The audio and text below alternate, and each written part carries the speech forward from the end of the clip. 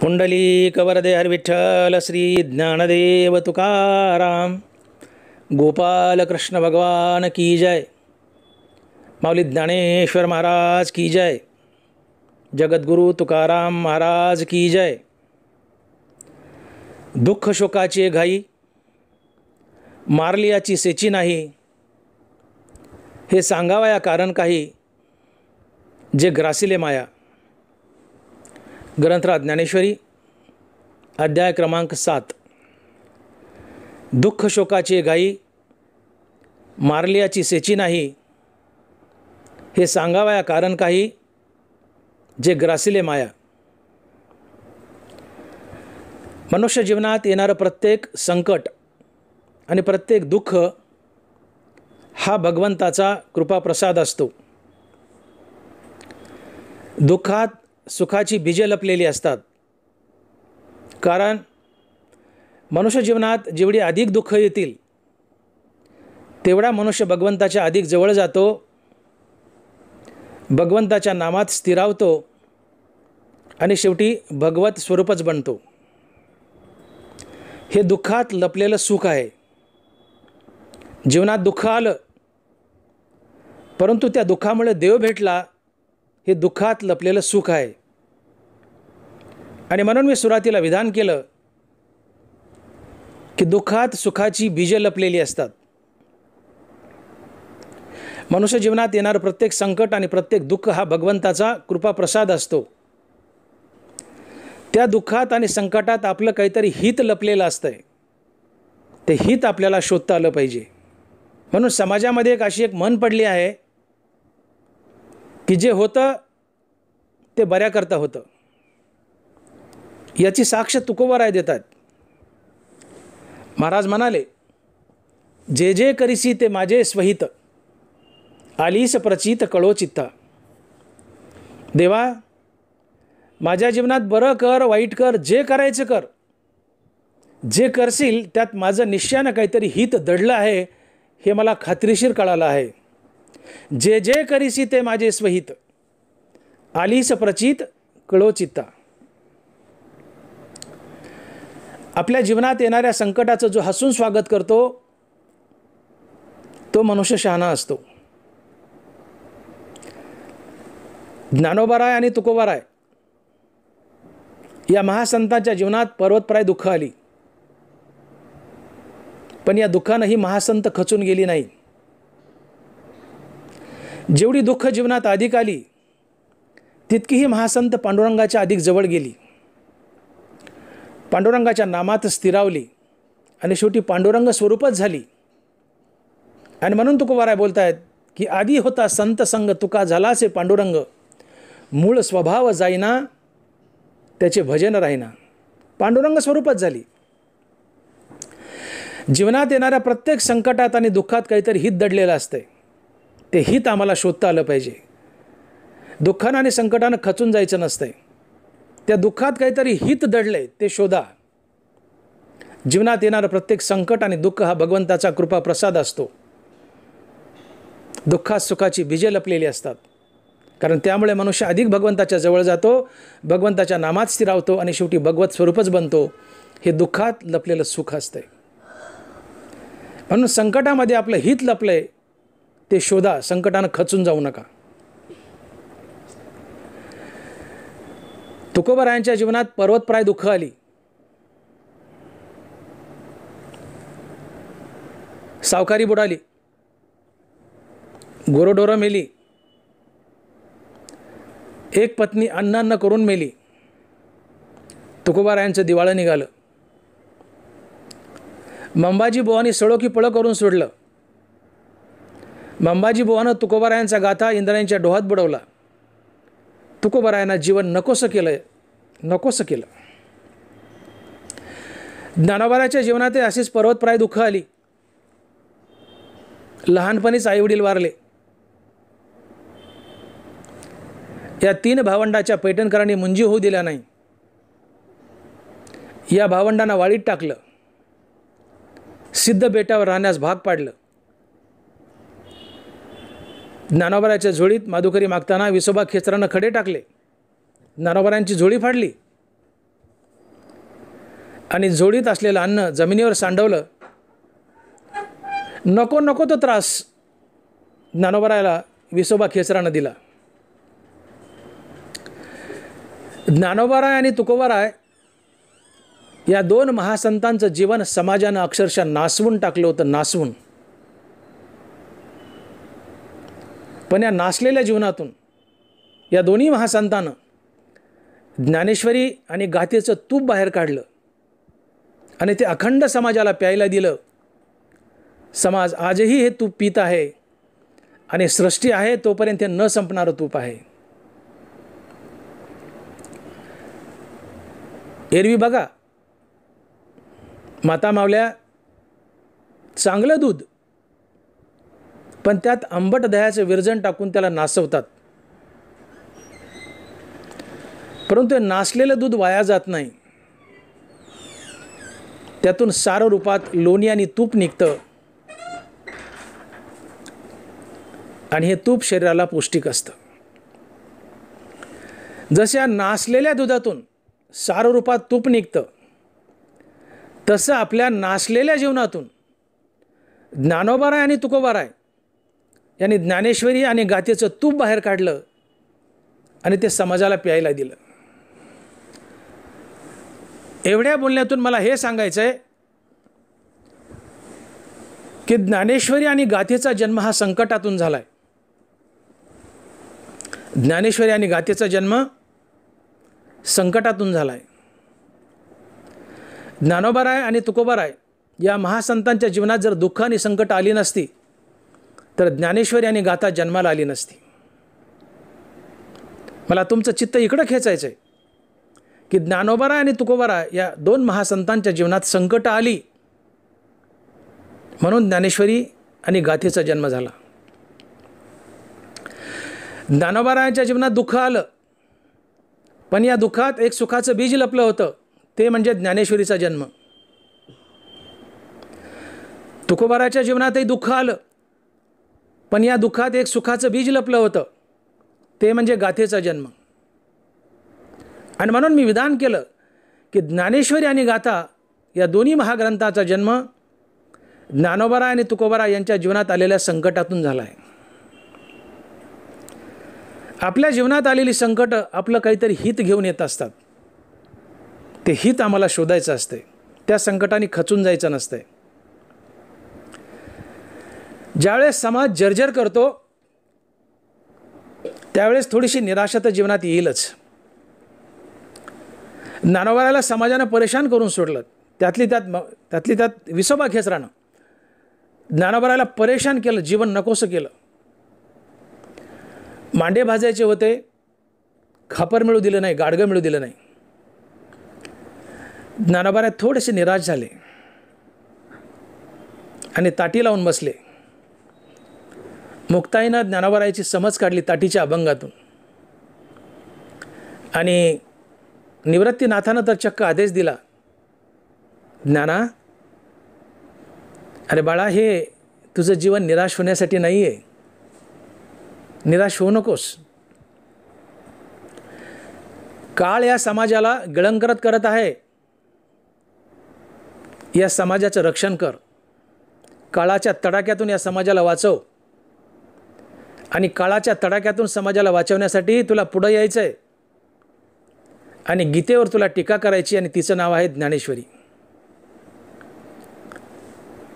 तुझ्या जीवनात संकट आली, खचून जाऊ नको, निराश होऊ नको.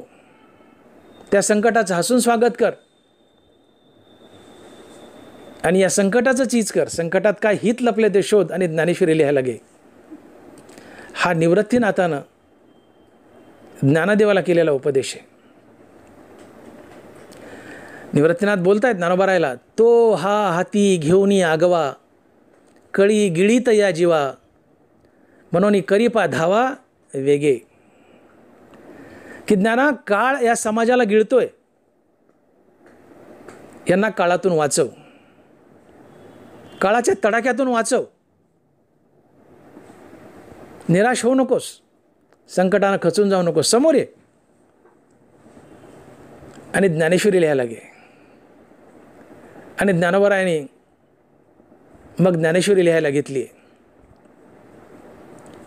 तात्पर्य एवढ्या बोलण्यातून मला तुमचं चित्त इकडं खेचायचं आहे की ज्ञानेश्वरीचा जन्म संकटातून झाला आहे. ज्ञानेश्वरीचा जन्म ज्ञानोबाराच्या जीवनात आलेल्या दुःखातून झाला आहे.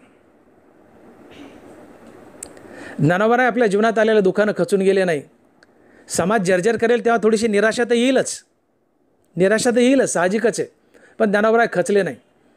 आपल्या जीवनात आलेल्या संकटाचं दुःखाचं ज्ञानोबारायांनी हसून स्वागत केलं आणि निवृत्तीनाथांना आदेश दिल्यानंतर सामोरे झाले आणि या दुःखाचं त्यांनी चीज केलं, सोनं केलं. आणि ते सोनं म्हणजे त्यांनी ज्ञानेश्वरी लिहायला घेतली. आणि म्हणून मी विधान केलं की ज्ञानोबाराच्या जीवनात दुःख आलं, पण त्या दुःखात एक सुखाचं बीज लपलं होतं, ते म्हणजे ज्ञानेश्वरीचा जन्म. दुःखात सुखाची बीजे लपलेली असतात. आपल्या जीवनात येणारं प्रत्येक संकट आणि दुःख हा भगवंताचा कृपाप्रसाद असतो. त्यांनी खचायचं नसतंय, संकट आणि दुःखाने खचायचं नसतंय.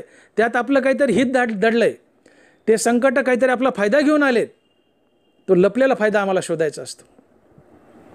ज्ञानोबारांनी आपल्या जीवनात आलेल्या दुःखाचा फायदा शोधला आणि तो फायदा म्हणजे ज्ञानेश्वरीचा जन्म. तात्पर्य ज्ञानेश्वरी आणि गाथा या दोन महाग्रंथाचा जन्म संकटातून झालाय, दुःखातून झालाय. ज्ञानोबाराय आपल्या ज्ञानेश्वरीबद्दल स्वमुखानं बोलले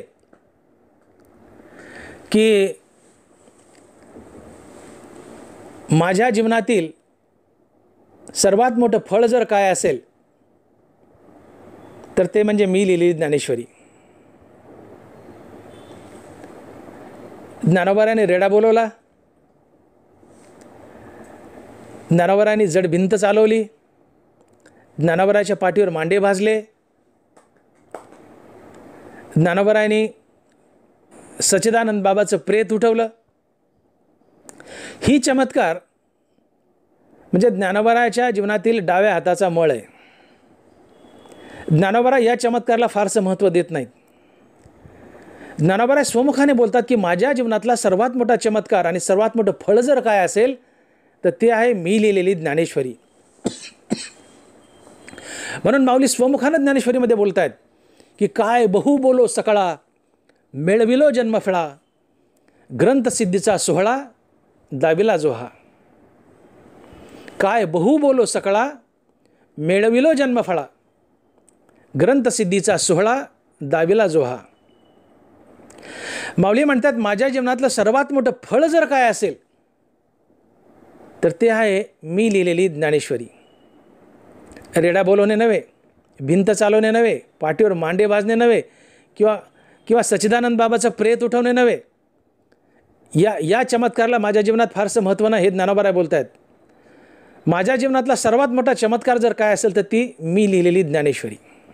काय बहु बोलो सकळा, मेळविलो जन्मफळा, ग्रंथसिद्धीचा सोहळा दाविला जोहा. ज्ञानेश्वरीची निर्मिती ही ज्ञानोबाराच्या जीवनातील सर्वात मोठं फळ आहे. ज्ञानोबाराची ज्ञानेश्वरी ही त्रैलोक्यातील सर्वात सुंदर वस्तू आहे. ज्ञानोबाराय स्वमुखानं ज्ञानेश्वरीत बोलत आहेत तुम्ही मज संती, ग्रंथरूप हा त्रिजगती, उपयोगा केला पुढती तो निरूपमजी की माझी ज्ञानेश्वरी ही त्रैलोक्यातली सर्वात सुंदर वस्तू आहे. जगात सर्वात सुंदर काय तर ज्ञानेश्वरी.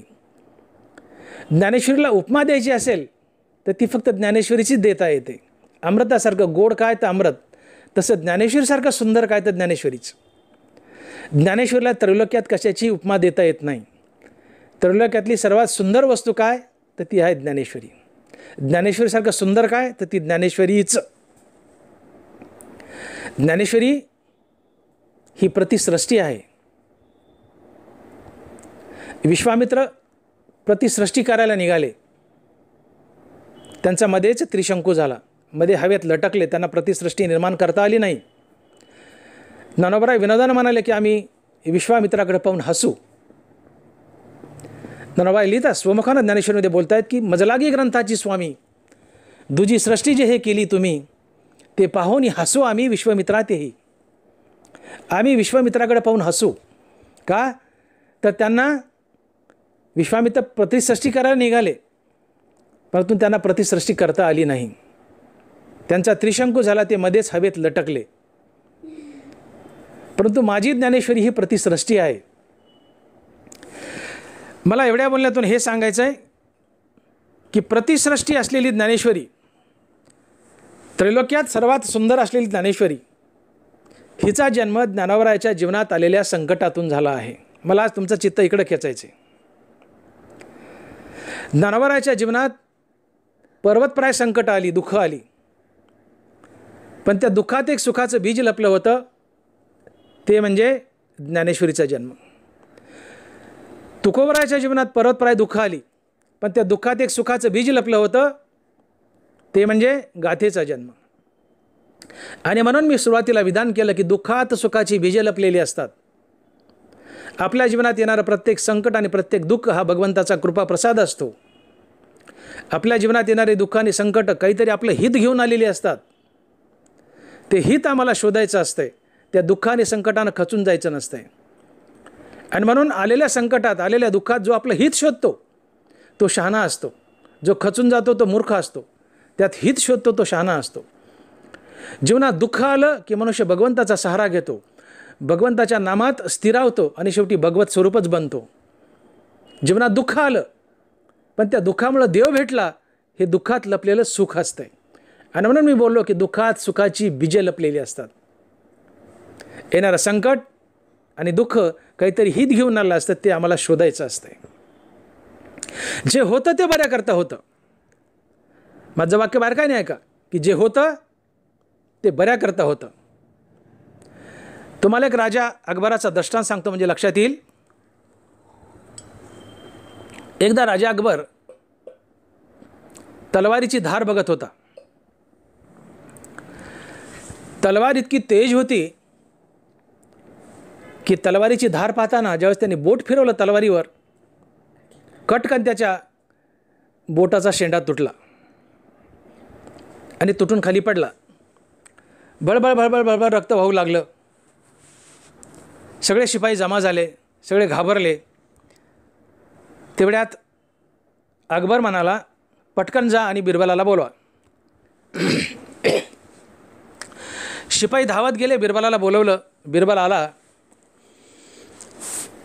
बिरबल बादशहाच्या पुढे उभा राहिला आणि राजाचं कापलेलं बोट पाहून, त्यातून रक्त गळतंय, ते कापलेलं बोट पाहून बिरबलानं दुःख व्यक्त करावं,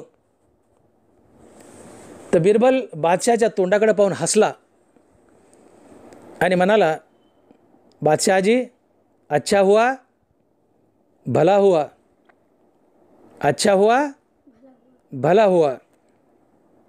बादशहाला राग आला. म्हणले, बिरबल माझा सगळ्यात जवळचा मित्र, मी याला बोलावून घेतले, माझं बोट कापलंय, रक्त वाहते बळबळबळ, याने खेद व्यक्त करावं, रक्त थांबण्यासाठी प्रयत्न करावा, खेद व्यक्त करावा, तर हा मनुष्य हसतोय आणि वरून विधान करतोय की बादशाहजी अच्छा हुआ भला हुआ, माझं बोट कापलं, याला आनंद झाला आहे. अरे याच्या मनात काही बरं नाही, म्हणले माझ्याबद्दल काहीतरी काळं पांढरं आहे, याला जेलात टाका. शिपाईने बिरबलाला बेड्या ठोकल्या. ज्यावेळेस बेड्या ठोकल्या आणि शिपाई जेलात घेऊन चालले बिरबलला, त्यावेळेस बिरबल पुन्हा बादशाच्या तोंडासमोर गेला आणि पुन्हा बादशाच्या चेहऱ्याकडे तोंडाकडे पाहिलं आणि पुन्हा हसला आणि बेड्या बादशाच्या समोर केल्या आणि म्हणाला, बादशाहजी अच्छा हुआ भला हुआ.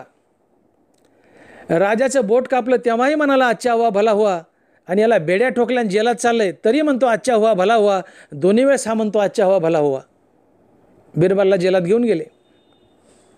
8-10 दिवस लोटले. बादशाचं बोट भरून आलं, जखम भरली. बादशाह एकटाच शिकारीला गेला.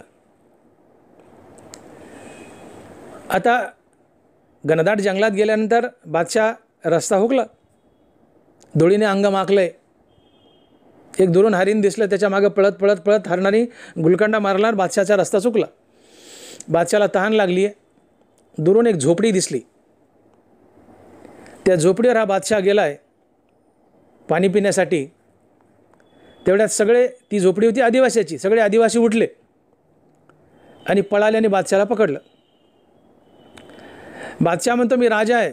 आता याचा अवतार पोतराजासारखा झालता. म्हणले कसला राजा आणि कसला काय. यांना देवीला नरबळी देण्यासाठी एक मनुष्य हवा होता. म्हणले बरं झालं आयती शिकार चालून आली. यांनी पकडला. म्हणले याला स्नान वगैरे घाला, नवे कपडे घाला, त्याचे भोग जिलेबी वगैरे खायला द्या आणि याला घ्या म्हणले देवी पुढे.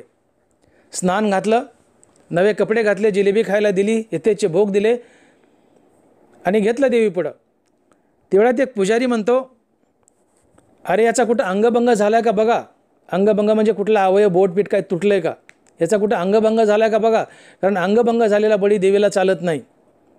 याचा कुठं अंगभंग झाला आहे का बघा. एका आदिवासीने तपासून पाहिलं तर त्याच्या डाव्या अंगठ्याचा शेंडा तुटला होता. तलवारीला धार पाहताना जे बोट तुटलं होतं ते डाव्या अंगठ्याचा शेंडा तुटला होता. तो आदिवासी म्हणतो, पुजारी महाराज याचा डावा अंगठा तुटला आहे. धत तेरिके म्हणले, आमची जिलेबी फुकट गेली म्हणले, त्याला धक्के मारून हाकलून द्या म्हणले. अंगभंग झालेला मनुष्य देवीला चालत नाही बळी द्यायला, त्याला हाकलून द्या म्हणले. सोडून दिलं. जे बादशाह तिथून पळस सुटला तर थेट जेलात बिरबलापाशी गेला आणि बिरबलाला कडकडून मिठी मारली आणि म्हणाला, बिरबला तू जे बोललास माझं बोट कापलं तेव्हा की अच्छा हुआ भला हुआ, तुझे उद्गार सत्य ठरले. आज माझं बोट कापलं आहे, अंगभंग झाला आहे म्हणून आदिवासींनी मला सोडून दिलं, नाही तर आज माझं त्यांनी मुंडकं कापलं असतं, देवीला माझा बळी दिला असता. बोट कापले म्हणून मी वाचलो. तू म्हणाला अच्छा हुआ भला हुआ, तुझे उद्गार सत्य ठरले. परंतु म्हणले, बिरबला मला एक गोष्ट कळाली नाही की माझं बोट कापलं त्यावेळेस तू म्हणाला अच्छा हुआ भला हुआ, पण ज्यावेळेस तुला जेलात मी पाठवलं, बेड्या ठोकल्या, तेव्हाही तू म्हणाला अच्छा हुआ भला हुआ, याचं कारण काय. तर बिरबल बादशाहला म्हणतो, बादशाहजी मी तुमचा प्रधानमंत्री, सावलीसारखा तुम्हाला चिटकून, तुम्ही जिथे जाल तिथे मी, तुम्ही शिकारीला गेले मी शिकारीला आला असतो, तुम्ही आदिवासीच्या झोपडीवर गेलो मी आला असतो, आदिवासीने तुमचा बळी द्यायचा ठरवला तिथं मलाही पकडलं असतं, मलाही देवीपुढे नेलं असतं.